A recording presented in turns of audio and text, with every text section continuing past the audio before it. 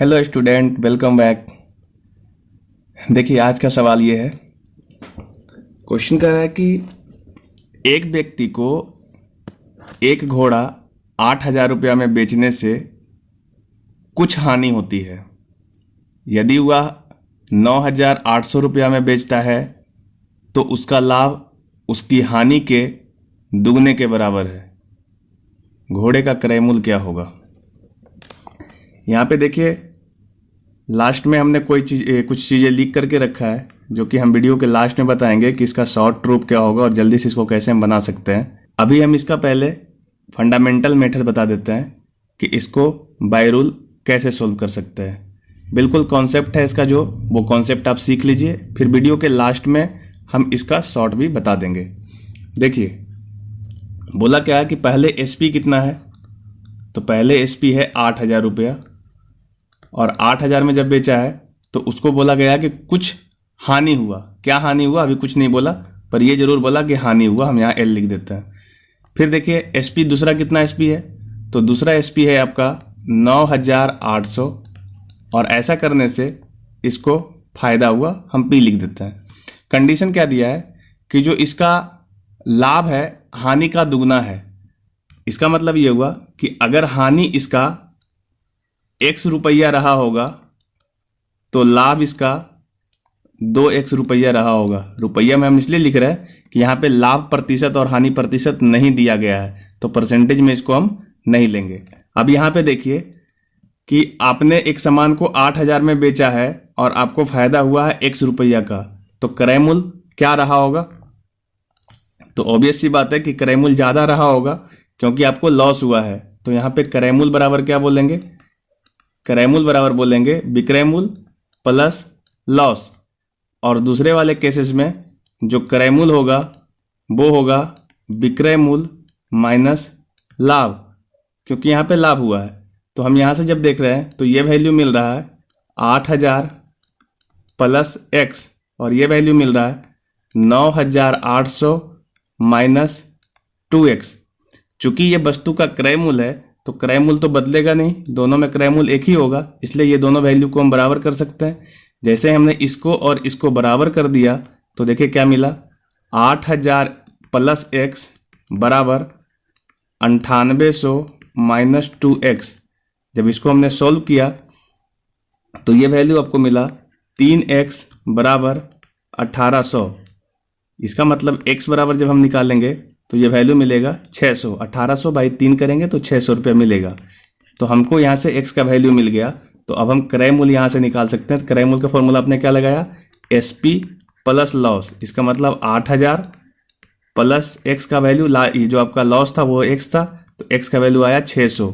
तो इस प्रकार आपका आंसर होगा 8600।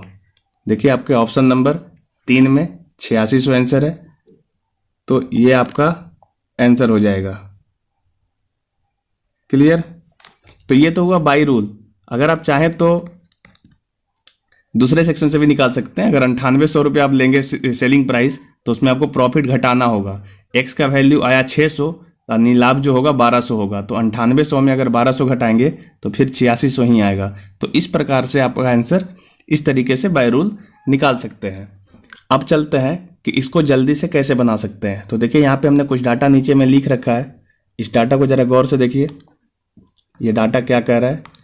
यहाँ पे देखिए हम एक बार पढ़ दे रहे हैं ये डाटा क्या कहता है। तो डाटा कह रहा है, पहले इधर से देखिए कि एक वस्तु को 2 जगह पर बेचे। जैसे आपके क्वेश्चन में भी 2 जगह पे बेचा है, उसी वस्तु को एक बार 8,000 में बेचा है और उसी वस्तु को एक बार 9800 में बेचा है। तो 2 अलग अलग जगह पे बेचे और विक्रय मूल्य अलग अलग हो। विक्रय मूल्य यहाँ पे अलग अलग है, देख लीजिए, एक 8,000 है, एक 9800 है। और वस्तु से लाभ लाभ, हानि हानि या लाभ हानि हो। जैसे यहाँ पे वाले क्वेश्चन में एक बार लाभ हुआ और हानि हुआ, मतलब पहले वाले में हानि हुआ, दूसरे वाले में लाभ हुआ है। तो ये 3 नंबर वाला केसेस है। तो ऐसे केस में क्या होता है, तो यहाँ पे लिखा गया कि विक्रय मूल्य का जो अंतर होता है वो हमेशा, अगर लाभ लाभ का केस रहेगा तो लाभ लाभ के केस में ये दोनों घटेगा। अगर हानि हानि का होगा तो हानि और हानि का भी अंतर होगा। और यदि लाभ और हानि का केस है, जैसा कि इस क्वेश्चन में है, तो लाभ और हानि के केस में दोनों वो चीजें जुड़ जाता है। तो लाभ और हानि को जब जोड़ोगे तो ये विक्रय मूल्य का अंतर के बराबर होगा। क्लियर। पर एक बार का आपको ख्याल रखना है कि ये मेथड तब आपको लगाना है जब लाभ और हानि प्रतिशत में ना हो। जैसे कि इस क्वेश्चन में लाभ और हानि के बारे में प्रतिशत में कोई चर्चा नहीं किया है, लाभ और हानि एग्जैक्ट वैल्यू है, परसेंटेज में नहीं है। ठीक है, तो हम इसको इस मेथड का यूज करके देखिए क्वेश्चन तुरंत बन सकता है।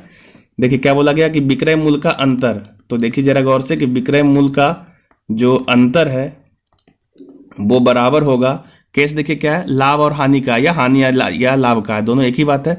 तो दोनों केस में लाभ और हानि जुड़ता है। तो यहाँ से देखिए अगर हानि x हुआ है तो लाभ 2x हुआ है, तो विक्रय मूल्य का जो अंतर होगा इसके बराबर होगा। तो अब जरा गौर से देखिए विक्रय मूल्य का अंतर क्या होगा, तो कहेंगे कि 9800 माइनस 8000।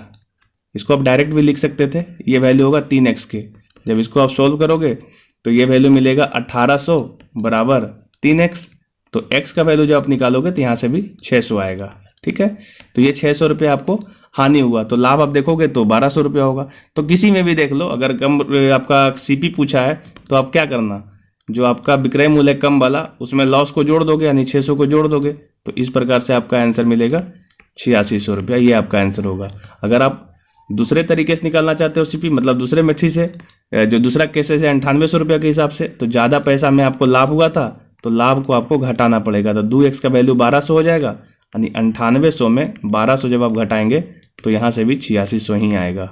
ये आपका आंसर हो जाएगा। ठीक है, अगर ये मेथड आपको याद है तो ऐसे क्वेश्चन को आप तुरंत बिना कलम लगाए बना सकते हैं। जैसे देखिए 9800 है, 9800 में अगर 800 चला जाएगा तो बचेगा आपका 1800।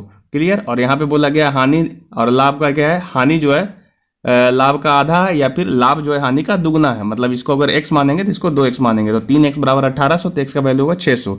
इसका मतलब ये हो कम पैसा में 600 जोड़ देंगे तो आपका 8600 आंसर आएगा, या ज़्यादा पैसा में 1200 घटा देंगे तो भी 8600 आएगा। आप बिना कलम लगाए भी इस क्वेश्चन को सोल्व कर सकते हैं। तो ये था इसका मेथड, आप इसको यूज कीजिए, आपका बन जाएगा। अगर आपको ये वाला चीज़ें समझ में नहीं आया है तो हम इस पर भी एक वीडियो बनाएंगे। इसमें बहुत सा क्वेश्चन आपके कम्पिटिटिव एग्जाम में आता है और आप तुरंत जल्दी से इसको सोल्व करके आंसर दे सकते हैं। थैंक यू, मिलते हैं नेक्स्ट क्वेश्चन में।